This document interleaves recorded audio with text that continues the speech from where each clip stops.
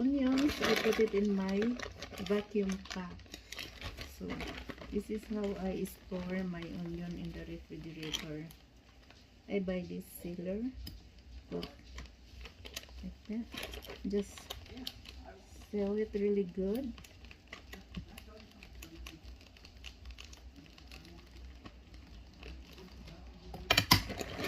Like this, and then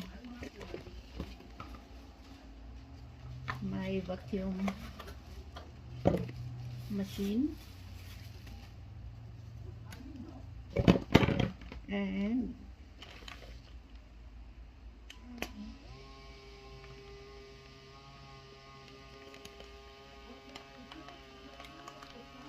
and your onion will last forever. Yeah, at least 3 months.